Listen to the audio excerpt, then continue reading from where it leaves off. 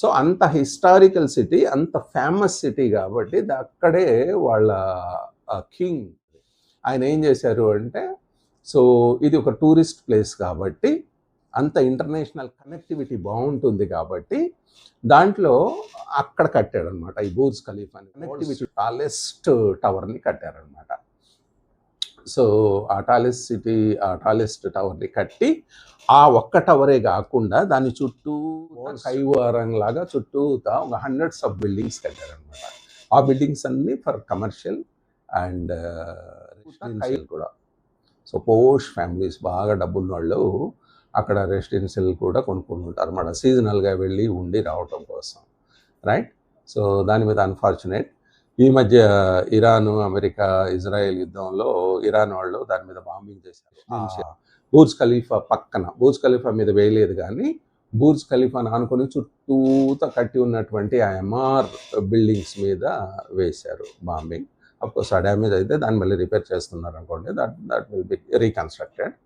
So అది ఒక famous centre. So ఎందుకు, ఏ ఉద్దేశంతో కట్టారు కింగ్ వాళ్ళకి ఇది అని అంటే, చూడండి వాళ్ళ దేశానికి నేను చెప్పాను కదా, no Middle Eastern country collects tax from employees. ఏ ఎంప్లాయీ దగ్గర నుంచి కూడా ట్యాక్స్ ఒక్క పైసా కూడా తీసుకోరు అనమాట వాళ్ళు.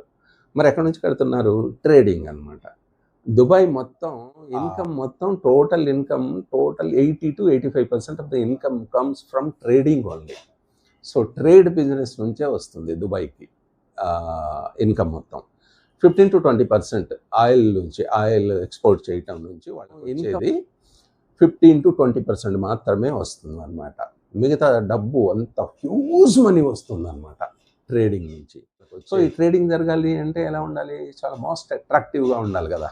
అందుకని చెప్పేసి ఆ ఉద్దేశంతో to attract all expatriates from all corners of the world, అందరినీ అట్రాక్ట్ చేయటం కోసం. సో దానికి వెళ్ళటానికి అద్భుతమైనటువంటి రోడ్డు, అద్భుతమైనటువంటి మెట్రో సౌకర్యాలు. డైరెక్ట్గా మీరు దుబాయ్ ఏంటది బూర్జ్ ఖలీఫా వెళ్ళటానికి మీరు డైరెక్ట్గా బూర్జ్ ఖలీఫా మొదల దగ్గరికి వెళ్ళి దిగుతారు. మీరు ట్రైన్లోంచి వెళ్తుంటే బూర్జ్ ఖలీఫా మొత్తం కనిపించేస్తుంది మీకు. అంత దగ్గర వరకు తీసుకెళ్ళి ట్రైను, అక్కడి నుంచి మొదలుతూ ఉంటారు. నడుస్తూ ఉంటే ఆ బిల్డింగ్ల సముదాయము, ఆ బూర్జ్ ఖలీఫా చుట్టూ పార్క్ ఎలా చేశారు, తర్వాత water fountain, musical water fountain ఉంటుందన్నమాట, అద్భుతంగా ఉంటుంది. నడుస్తూ నేను అవి తీశాను, వీడియోలు తీశాను అక్కడికి వెళ్ళినప్పుడు. కావాలనే ఈవినింగే వెళ్ళాను అనమాట. వెళ్ళి ఆ మ్యూజికల్ ఫౌంటైన్ ఎంత బాగా చేశారు. ఆ తర్వాత బూర్జ్ ఖలీఫా మీద కూడా పైనుంచి కింది వరకు న్యూ ఇయర్ సెలబ్రేషన్స్ అప్పుడు మీకు విష్ యూ హ్యాపీ మ్యూజిక్, తర్వాత 2026, 2025 ఇవన్నీ దాంట్లో డిజిటల్ లేజర్ షో ఉంటుందన్నమాట. చాలా అద్భుతంగా, చూడటానికి 2 కళ్ళు సరిపోవు, అంత అద్భుతంగా మ్యూజికల్ ఫౌంటైన్, వాటర్ ఫౌంటైన్తో మొత్తం వస్తుంది అనమాట. కింద ఆ పైన ఆ బిల్డింగ్ ఇట్ డిస్ప్లేస్ అనమాట. పై నుంచి కింది వరకు రకరకాల లేజర్ షో. ఆ లేజర్ షో అనేది మీరు దగ్గరుండి అది దగ్గర నుంచి చూడాలి. అంటే చూడండి ఎంత బాగా చేశారు. వీళ్ళ దగ్గర డబ్బు ట్యాక్స్ రూపంలో తీసుకోకపోయినా కానీ వాళ్ళకు వచ్చే ఆ ట్రేడింగ్ నుంచి వచ్చే మనీ నుంచి, ఆ 20% ఆయిల్ ఎక్స్పోర్ట్ నుంచి వచ్చేటటువంటి అమౌంట్ నుంచి అంత బాగా కట్టించాడు అనమాట king. Okay, so to attract the business, it's a business hub. So ప్రపంచ దేశాల నుంచి అందరూ వివిధ దేశాల నుంచి వెళ్ళి అక్కడ బిజినెస్లు పెట్టుకొని ఉంటారు. ఎందుకు? రీజన్ ఏంటి అంటే అక్కడ మీకు ట్యాక్స్ ఉండదు. మీరు ఎంత సంపాదించినా, ఎంత ట్రేడింగ్ చేసినా, ఎంత బిజినెస్ చేసినా ట్యాక్స్ ఉండదు అనమాట. సో అక్కడ ట్యాక్స్ ఉండదు కాబట్టి అక్కడ వేరే కంట్రీ వాళ్ళు వెళ్ళి బిజినెస్ పెట్టుకున్న వాళ్ళు ఒక 30% అరబ్స్కి ఇవ్వాలన్నమాట. So 70% they are making under school. అంటే రూల్ అంటే rule, and rule is for all, ఈక్వల్గా ఇంప్లిమెంట్ అవుతుంది. మన వాళ్ళకి ఒక రకంగా, పరాయి వాళ్ళకి ఒక రకంగా, తన పర అనే తరతమ భేదాలు లేకుండా కరెక్ట్గా యాక్యురేట్గా రూల్స్ని ఇంప్లిమెంట్ చేస్తారనమాట. సో అందుకని ఎక్కువ మంది అట్రాక్ట్ అవుతారు. ఇండియా నుంచి కూడా చాలామంది, ఈవెన్ యంగ్ జనరేషన్ కూడా అక్కడ బిజినెస్లు పెట్టుకొని, ఆఫీసులు అక్కడ పెట్టుకొని అక్కడ నుంచి బిజినెస్ రన్ చేస్తూ ఉంటారు ఇండియాలో కూడా. ఎందుకు చెప్పాను కదా, ట్యాక్స్ అక్కడ ఉండదు. సో ఇక్కడ నుంచి ఎంత మనీ తీసుకెళ్ళి అక్కడ బిజినెస్ రన్ చేయటం కోసం, ఎస్టాబ్లిష్ చేయటం కోసం ఎంత డబ్బు పెట్టినా కానీ ఒక్క పైసా కూడా ట్యాక్స్ కట్టాల్సిన అవసరం లేదు. ఆ ఫెసిలిటీ ఉందన్నమాట. మళ్ళీ నువ్వు అక్కడ నుంచి కనుక ఏ బిజినెస్ చేసినా, ఈవెన్ నువ్వు నువ్వు స్టాక్ మార్కెట్లో ఇన్వెస్ట్ చేసిన, ఇక్కడ ఇండియాలో స్టాక్ మార్కెట్లో ఇన్వెస్ట్ చేస్తే 12.5% ట్యాక్స్ కట్ అవుతుంది కదా, 10%, 12.5% ట్యాక్స్ కట్ అవుతుంది ఇక్కడ. సో క్యాపిటల్ గెయిన్ మీద అక్కడ ఎటువంటి ట్యాక్స్ పే చేయాల్సిన అవసరం లేదు. అందుకని డబ్బంతా తీసుకెళ్ళి అక్కడి నుంచి అక్కడ ఎన్ఆర్ఐ స్టేటస్ తీసుకుంటారనమాట. 10 years గోల్డెన్ వీసా తీసుకున్నారనుకోండి దుబాయ్లో, 10 years గోల్డెన్ వీసా తీసుకుంటే you are eligible to get the residence permission అనమాట. You will not get citizenship at any cost. You will never become citizen of any Middle Eastern countries, but residential ఇది ఇస్తాడనమాట, status ఇస్తాడనమాట. So దాంతో ఏంటంటే you will get tax exemption. So దానికోసమని అందరూ అక్కడ పెట్టుకుంటారనమాట. మన వాళ్ళందరూ అందుకే బాగా డబ్బు ఉన్న వాళ్ళందరూ అక్కడ బిజినెస్లు పెట్టి అక్కడ నుంచి రన్ చేస్తుంటారు. అది వాళ్ళ ప్రాక్టీస్. సో అది అద్భుతంగా కట్టారు. ఆ బుర్జ్ ఖలీఫా, దాని చుట్టూ ఉన్న ఎంఆర్ బిల్డింగ్ల సముదాయం, దాని చుట్టూ ఉన్న ఆ వాటర్ మ్యూజికల్ ఫౌంటైన్ ఎంత బాగా డెవలప్ చేశారు వీళ్ళ కోసం. అది కూడా వాళ్ళు చేసేటటువంటి ట్రేడింగ్ నుంచే తప్ప వీళ్ళ దగ్గర నుంచి ₹1 కూడా ట్యాక్స్ కలెక్ట్ చేయకుండా చేశాడు. అది నాకు బాగా నచ్చింది. సో అది చూడండి, ఆ డీటెయిల్స్, ఆ పిక్చర్స్ అవన్నీ నేను మీకు పెడుతున్నాను. స్మాల్ వీడియో క్లిప్ కూడా పెడుతున్నాను ఈ యొక్క వీడియోలో ఈసారి నుంచి. Okay, enjoy that and try to understand the hidden point. ఇక్కడ ఏంటి అంటే మనం ఇంత ట్యాక్సులు పే చేసినా కానీ మనకి కనీస మౌలిక సదుపాయాలు సరిగ్గా లేవు మన దేశంలో. వాళ్ళ దగ్గర ఎటువంటి ట్యాక్స్ లేకపోయినా కానీ అంత అద్భుతమైన ఇంటర్నేషనల్ స్టాండర్డ్ సదుపాయాలు కల్పించారు. సో ఆ difference I want you to understand, especially youth. Okay, so అదే. ఆ తర్వాత ఇలాగే వాళ్ళ కోసం ఒక దుబాయ్ మాల్ అని ఒక మాల్ అనమాట, మన దగ్గర ఉన్నాయి కదా, ఇన్ఆర్బిట్ మాలు, ఏఎంబి మాలు, ఇలా మన దగ్గర లెక్కలేనన్ని మాల్స్ ఉన్నాయి కదా. సో అలాగే దుబాయ్ మాల్ ఇంకొకటి అద్భుతమైనటువంటిది అనమాట. ఆ దుబాయ్ మాల్లో మీకు ఒకటి దొరుకుతుంది, ఒకటి దొరకదు అనేది ఏది లేదు, అద్భుతంగా ఉంటాయి అన్నీ. సో ట్రాన్స్పోర్టేషన్ కూడా డైరెక్ట్గా మాల్ లోపలికి వెళ్ళిపోతాం. ట్రైను, మెట్రో ట్రైన్ దిగటం డైరెక్ట్గా దుబాయ్ మాల్ డైరెక్ట్లోనే దిగుతాం అనమాట. అంత బాగా ప్లాన్ చేసి ఆ మాల్ కట్టారు. ఆ దుబాయ్ మాల్ అనేది మీరు చూడాలి. మాల్ ఎంట్రీ అది అంత ఫిజికల్గా ఫోటోల్లో, వీడియోల్లో maybe you will get some feel, but personally you should visit it. So Burj Khalifa it's world's wonder almost. అంటే 7 వండర్స్లో అదేమి ఉందో లేదో నాకు తెలియదు, లేదు 7 వండర్స్లో వన్ ఆఫ్ ది వండర్స్ కాదు అది, కానీ అంత వండర్ఫుల్గా ఉంటుందన్నమాట మీరు అది చూస్తే. అంటే ఇంత ప్రజలు సంతోషంగా ఉండటానికి, గడపటానికి అంత డబ్బు ఖర్చు పెట్టారనమాట వాళ్ళ king. So I'm not supporting Kingdom and I'm not against democracy. కానీ అంటే డెమోక్రసీ ముసుగులో ఇప్పుడు చేస్తున్నారు కదా, డెమోక్రసీ పేరుతో కానీ ఈవీఎంలు మ్యానిపులేట్ చేసి మొత్తం ఎన్ని సీట్లు కావాలంటే అన్ని సీట్లు, ఎంత మెజారిటీ కావాలంటే అంత మెజారిటీ. ఎలా వస్తుందయ్యా అంతంత మెజారిటీ? అనామకులు ఎలా గెలుస్తున్నారు? ఇవి ఒక ఏరియాలో ఒక పర్టికులర్ పార్టీ లేదు అసలు, అక్కడ వాళ్ళ ఎంపీలు, ఎమ్మెల్యేలు గెలిచారు. ఎలా గెలిచారు? So EVM manipulation. అంటే ఇండియాలో 100 కోటి దరిద్రాలకు అనంత కోటి ఉపాయాలని ఒక సామెత. సో ఎన్ని రూల్స్ పెట్టినా ఆ రూల్స్ని ఎలా బ్రేక్ చేయాలి, ఎలా వంకరగా వెళ్ళి మన పర్పస్ని ఫుల్ఫిల్ చేసుకోవాలని చూస్తున్నారు తప్ప పబ్లిక్ కోసం, సమాజం కోసం, నీతి కోసం, నిజాయితీ కోసం ఎవ్వరు పనిచేయట్లా. అది దురదృష్టం, వెరీ అన్ఫార్చునేట్. సో అది వాళ్ళకి మనకి ఉన్నటువంటి తేడా. ఆ తేడా అది కూడా మన ముక్కు పిండి మనం ఏం కొన్నా దాని మీద ట్యాక్స్ వేసి వసూలు చేసిన డబ్బుతో వీళ్ళు ఎంజాయ్ చేస్తూ, వీళ్ళ నేల మాళిగల్లో డబ్బులు మనం మిరపకాయలు రాసి, చెనక్కాయలు పల్లెటూరులో కనుక తోటలో చెనక్కాయలు కూలీలతో కోయించిన తర్వాత ఎడ్లబండి కట్టుకొని వెళ్ళి మేము బండి జల్లాలు పెట్టి ఆ బండి జల్లాల్లో వేసుకొని వచ్చి ఇంట్లో సుడేసేవాళ్ళం అనమాట. మళ్ళీ అది కాటా చేసేంత వరకు చుట్టిళ్ళల్లో సుడేసేసేవాళ్ళం. అది రాసులు పడి ఉంటుంది అనమాట. ఈ చెనక్కాయలు అట్లాగే చేసేవాళ్ళం, మిరపకాయలు, ఆ తర్వాత ఇవి పచ్చపెసలు, ఇవన్నీ అట్లా సుడేసేవాళ్ళం తీసుకొచ్చి. అట్లాగే చేస్తారు. పల్లెటూరు నుంచి ఎవరైనా వస్తే వాళ్ళకి తెలుస్తుంది అనమాట. అలా ఈ కొంతమంది రాజకీయ నాయకులట నేల మాళిగల్లో ఈ టిప్పర్ల ట్రక్లు ఉంటాయి కదా, ఆటోమేటిక్ హైడ్రాలిక్ ట్రక్స్ ఇలా పైకి లేసి సుడేసేస్తుంది. డబ్బులు కట్టలు తీసుకొని వెళ్ళి వాటిలో సుడేసి మొత్తం కట్టలు ఇలా ఇలా వరుసగా రాసి పోసి ఉంటాయట. మరి ఉంటాయి, అంత డబ్బు ఉంది, అంత డబ్బు కలెక్ట్ అవుతుంది, అది మన కోసం ఖర్చు అవ్వట్లేదు, అది ప్రాబ్లం. అంత డబ్బు గనక ప్రజోపయోగం కోసం, ప్రజల సౌకర్యార్థం, ప్రజల మౌలిక సదుపాయాల కోసం ఖర్చు పెడితే 100% లిటరసీ వచ్చేస్తుంది మన దేశంలో. 100% 100 దుబాయ్లు బిల్డ్ చేయొచ్చు అండ్ 2-3 అమెరికాలు బిల్డ్ చేయొచ్చు. కానీ మరి ఎక్కడికి వెళ్తుంది డబ్బు? కొంత స్వార్థపరుల నేల మాళిగల్లో వెళ్తుంది, జేబుల్లో కాదు. జేబుల్లో పెట్టుకునే రోజులు పోయాయి. కింద అండర్ గ్రౌండ్లో పెద్ద పెద్ద సొరంగాలాగా ఇళ్ళు నిర్మిస్తారనమాట. పైనుంచి మామూలు ఏముంటుంది, ఏమి ఉండదు.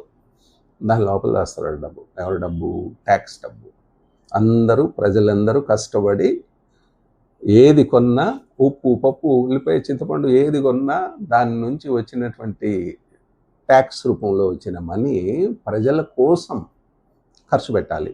ప్రజల కోసం, ప్రజల చేత ఏర్పాటు చేయబడిన ప్రభుత్వమే ప్రజాస్వామ్య ప్రభుత్వం అని చెప్పమంది. Democracy is by the people, for the people అని అంటారు. ఏం లేదు, అది ఓన్లీ బుక్స్లోనే రాయటమే. అది ఆచరణలో శూన్యం. మన దేశంలో మినిమం ఏదో పెడుతున్నారు. అందుకనే ఆ మాత్రమైన మనకు రోడ్లు ఉన్నాయి, వీధి దీపాలు ఉన్నాయి, మనకి ఆ రక్షణ వ్యవస్థ అనేది ఉంది. ఇప్పుడు పోలీసులు కూడా తెలుసు కదా, ఎవరు ఏ పార్టీ అధికారంలో ఉంటే ఆ పార్టీకి కొమ్ము కాసేస్తున్నారు. వాళ్ళు ఏం చేస్తారు, చివరికి వాళ్ళకుండే ప్రెజర్స్ వాళ్ళకు ఉన్నాయన్నమాట. అంటే నేను చెప్పేది ఏంటంటే, అక్కడ ట్యాక్స్లు ఏవి కలెక్ట్ చేయకుండానే కింగ్డమ్ రూల్ ఉన్నా కానీ ఎంత స్వేచ్ఛగా, ఎంత సంతోషంగా, ఎంత క్వాలిటీ లైఫ్ గడుపుతున్నారు ఇతర దేశాల్లో. మనం ప్రజాస్వామ్యం అనే ముసుగుల్లో కొంతమంది స్వార్థపరులు మన సంపదను మొత్తాన్ని, జాతి సంపద మొత్తాన్ని దోచుకోవటం మూలంగా మన వాళ్ళు ఎంత కటిక దరిద్రాన్ని అనుభవిస్తున్నారు. కొంతమంది సంపాదించే వాళ్ళ మీదే భారం పడుతుంది, వాళ్ళే ట్యాక్సులు కడుతున్నారు. ఈ బిజినెస్లు చేసేవాళ్ళు కానీ, రాజకీయం చేసేవాళ్ళు కానీ ట్యాక్సులు కట్టరు. సో అది పోవాలి, అందరూ సమానంగా ట్రీట్ చేయబడాలి. ఇది ఎలా సాధ్యమవుతుంది అంటే, మీలాంటి యూత్ మీరు ఆలోచించగానే, మీరందరూ సంఘటితంగా దీని మీద గొంతెత్తితే one or the other day definitely ఈ చీడ పోతుంది. ఎందుకంటే చెప్తారు కదా, ఒక చెడ్డవాడు సమాజాన్ని దోచుకు తింటూ ఉంటే తప్పు ఆ చెడ్డవాడు ఒక్కడిదే కాదట. ఆ విషయం తెలిసి మాట్లాడకుండా మౌనంగా ఉండేటటువంటి మీలాంటి యూత్ మేధావులు, వాళ్ళది కూడా తప్పేనట. సో ఇప్పుడు ఎక్కడ చూసినా నాకు అదే కనిపిస్తుంది. ఎక్కడ చూసినా అన్యాయమే, అక్రమమే. No rules, no law. పోలీసులు డబ్బున్న వాళ్ళకి, పవర్ ఉన్న వాళ్ళకి, వాళ్ళ కోసం పనిచేసే బంట్రౌతులుగా మారిపోయారు. రాజకీయ నాయకులు కానివ్వండి, చట్టం, ఓకే, న్యాయస్థానాలు కూడా డబ్బున్న వాడికే అనుకూలంగా తీర్పు ఇచ్చే పరిస్థితికి దిగజారింది. సో ఆ భగవంతుడే ఇంటర్వెన్ కావాలి. మన ప్రజాస్వామ్యం, మన రక్షణ వ్యవస్థ, ఇవన్నీ పేపర్ల మీద ఉన్నాయి, నిజానికి రియల్గా ఇంప్లిమెంట్ కావట్లేదు. ఫర్ ఎగ్జాంపుల్, నేను ఇంకో వీడియోలో చెప్తాను, ఈ వీడియో లెంత్ అయిపోద్ది, నా ఎక్స్పీరియన్స్ చెప్తాను, తర్వాత చెప్తాను. So you just see those facilities and infrastructure, excellent infrastructure provided by the UAE king for the public. ఆయన ప్యాలెస్ ఆయనకు బాగానే ఉంటుంది, ఆయన ఓకే, కానీ ఆ పబ్లిక్ కోసం కూడా అంత మంచి ఇన్ఫ్రాస్ట్రక్చర్, మంచి రోడ్స్, మంచి ట్రాన్స్పోర్టేషన్ అంత చేయాల్సిన అవసరం ఏంటి అంటే చెయ్యాలి. సో ప్రజల కోసం ఒక లెవెల్ దాటిన తర్వాత డబ్బు, ఆ తర్వాత మంచి పనులు చేయాలి అనే కీర్తికాంక్షతో చేస్తూ ఉన్నారనమాట వాళ్ళు. పాపం వాళ్ళు చేస్తూ ఉంటే వాళ్ళని ఇరాన్ వాళ్ళు అనవసరంగా బాంబింగ్ చేసి వాళ్ళ ఇన్ఫ్రాస్ట్రక్చర్ అన్నీ దెబ్బతీశారు. అది మొత్తం రిపేర్ అవడానికి it will take decades. So that is unfortunate, దురదృష్టకరమైనటువంటి సంఘటన అది. వాళ్ళు మూర్ఖంగా చేశారు. సో అది మన సబ్జెక్ట్ కాదు, అది it's not our cup of coffee.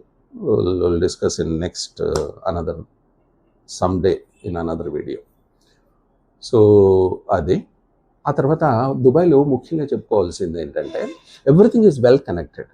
ఇప్పుడు మన basic concentration is transportation. How best they have developed the transportation to the public. So ఎటువైపు మీరు దుబాయ్ మాల్ వెళ్ళాలన్నా మంచి ట్రాన్స్పోర్టేషన్, అది bus, road and metro train. Excellent. డైరెక్ట్గా నువ్వు ఎక్కడో ఎత్తుకొని ఎటో వెళ్ళాల్సిన అవసరం లేదు, డైరెక్ట్గా దాని గడపలోనే హ్యాండ్స్ ఉంది. అంత బాగా ప్లాన్ చేశాడు. అలాగే ఎడ్యుకేషన్ కోసం నాలెడ్జ్ సిటీ అని ఒక సిటీని డెవలప్ చేశాడు అనమాట. క్లీన్ చేస్తాం, నాలెడ్జ్ సిటీ అంటాడు దాన్ని. ఆ నాలెడ్జ్ సిటీలో మీకు ఆల్ కంట్రీస్ యూనివర్సిటీస్ అన్నీ ఉంటాయి. ఒక కంట్రీ యూనివర్సిటీ ఉంది, ఒక కంట్రీ యూనివర్సిటీ లేదు అనేది లేనే లేదు. ప్రతి country university, US, Australia, India, ఇలా ప్రతి దేశం యూనివర్సిటీస్ అన్నీ ఉంటాయి. వాళ్ళ దేశం యూనివర్సిటీస్ కూడా ఉంటాయి అన్నమాట. అద్భుతమైనటువంటి కట్టడాలు. మొత్తం ఇదంతా కలిపి వన్ అండ్ ఓన్లీ క్యాంపస్. ఒకటే క్యాంపస్లో hundreds of universities and public schools, international schools. So అది చూశాను వెళ్ళి. సో ఆ నాలెడ్జ్ సిటీ స్టాప్ దిగిన తర్వాత నాలెడ్జ్ సిటీ బస్సెస్ ఉంటాయి అన్నమాట, ఏసీ బస్సెస్ ఉంటాయి అన్నమాట. సో నేను సో ప్రొఫెసర్ అని చెప్పిన తర్వాత వాళ్ళు ఎక్కించుకున్నారు ఫ్రీ ఆఫ్ కాస్ట్. ఇప్పుడు ఎలా ఉందో నాకు తెలియదు. సో అప్పుడు నేను వెళ్ళినప్పుడు సో లోపలికి తీసుకెళ్ళి మీరు ఎక్కడ దిగాలంటే అక్కడ దిగవచ్చు సార్. లోపల మళ్ళీ ట్రామ్స్ తిరుగుతూ ఉంటాయి అన్నమాట క్యాంపస్లో. మొత్తం నాలెడ్జ్ సిటీ మొత్తం ట్రామ్స్ తిరుగుతూ ఉంటాయి. ట్రామ్స్ ఏంటంటే మన బస్సెస్ లాగే ఉంటాయి, కాకపోతే మన 3 బస్సులు అంత పొడుగు ఉంటాయి, 2-3 బస్సులు అంత పొడుగు ఉంటాయి. మధ్యలోనేమో అటు ఇటు తిరగటానికి ఈజీగా రబ్బరు ఇది ఉంటుందన్నమాట, మధ్యలో జాయింట్. సో చాలా బాగుంటుంది లోపల నుంచి, మొత్తం ఏసీ. సో అవి తిరుగుతూనే ఉంటాయి. అంటే పట్టాల మీద, రోడ్డు మీదే పట్టాలు ఉంటాయి అన్నమాట. దాని మీద నుంచి బస్సులు వెళ్ళిపోవచ్చు, ఆ ట్రామ్స్ వెళుతూ ఉంటాయి అన్నమాట. అది మొత్తం తిరుగుతూనే ఉంటాయి. మీరు ఏ క్యాంపస్ దగ్గర దిగాలంటే ప్రతి క్యాంపస్ దగ్గర ఆగుతుంది అనమాట.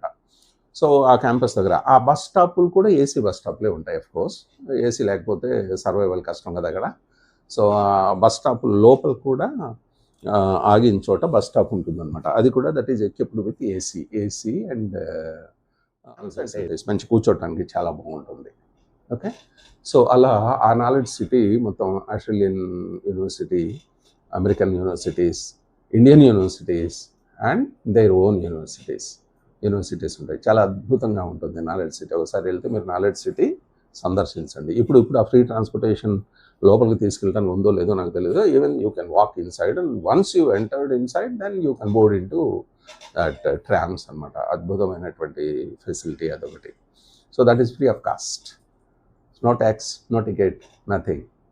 సో ఎంత బాగా అనిపించిందంటే, అంటే ఇక్కడ కొంచెం చదువుకొని ఒక జాబ్ ఉంటే నీకు అద్భుతమైనటువంటి the best quality life you can lead అనిపించింది నాకు. సో ఇది కూడా free of cost, no tax. రేపు నువ్వు చదువుకున్న తర్వాత జాబ్ వచ్చినా కానీ నో ట్యాక్స్. మరి మనం కట్టే లక్షల కోట్ల ట్యాక్స్ ఎక్కడికి వెళ్తుంది? మనకేమి, మన వీధి దీపాలే సరిగా ఉండవు, మన రోడ్లు పగిలిపోతే వేసే దిక్కు ఉండదు, ఎక్కడికి వెళ్తుంది? ఆ కంట్రీలు ఎంత, వాటి ఎకానమీ ఎంత, వాటి పాపులేషన్ ఎంత? చాలా తక్కువ, చాలా చిన్నవి. మన దేశం చాలా హ్యూజ్, చాలా పెద్దది. మరి ఇంతమంది పబ్లిక్ ఉన్నవాళ్ళు, ఇంతమంది కన్జంప్షన్ ఉంది, కన్జంప్షన్కి తగ్గట్టు GST 18% తీసుకుంటున్నారు. ఆ డబ్బంతా ఎక్కడికి వెళ్తుంది? ఏమైపోతుంది? ఈ చిన్న రోడ్లు వేయటానికిను, ఈ ట్రైన్లు అప్పుడప్పుడు వేయటానికా? మిగతా డబ్బంతా ఎక్కడికి వెళ్తుంది? Think about it. సో అది అద్భుతమైనటువంటి ఇన్ఫ్రాస్ట్రక్చరు, అద్భుతమైనటువంటి రోడ్ సిస్టమ్, అద్భుతమైనటువంటి సెక్యూరిటీ, అద్భుతమైనటువంటి security.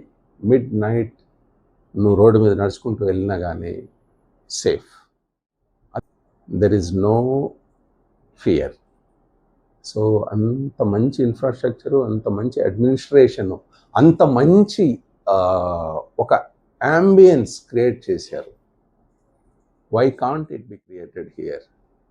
Think about it, my dear future generation, my dear youth and my dear friends and all citizens of India. Think about it. ఊరికే ఏదో cinema release అయిందంటే cinema review కోసం చేసినటువంటి వీడియోలు చూడటం కాదు, లేదా ఏదో ఒక హీరోయిన్ గురించి చేస్తే దాని గురించి మాట్లాడితే దాన్ని లైక్ చేయటం కాదు. నేను మాట్లాడేది ఫ్యూచర్కి పనికొచ్చే విషయాలు, ఇలాంటి ఎడ్యుకేట్ చేసేటటువంటి విషయాల్ని 99% ఎవరు ఎంకరేజ్ చేయరు. కానీ నాకుంది విశ్వాసం, నాకుంది నమ్మకం యూత్ మీద. So I want you to understand this and stand with me. Let's try to change our country's transportation system and basic infrastructure that is required to the up to the international standard. Let us try. అది అవుతుందా అవ్వదా అని మీరు ముందు అనుకోకండి. అవుతుందేమో ఒకరోజు. Let's try. Okay. So next వీడియోలో యూరోపియన్ కంట్రీస్ వెళ్ళాను. యూరోపియన్ కంట్రీస్ గురించి చెప్తాను. వాటి యొక్క డెవలప్మెంటు, వాటిలో ఉన్నటువంటి సౌకర్యాలు, ఇన్ఫ్రాస్ట్రక్చరు ఎంత బాగుంది అనేది మీకు కళ్ళ కట్టినట్టు మొత్తం ప్రతిదీ ప్రూఫ్తో చూపిస్తూ ఎక్స్ప్లెయిన్ చేస్తాను. Until then, see you again. Bye. Please make our video viral. Okay. Until then, see you. Bye. See you again.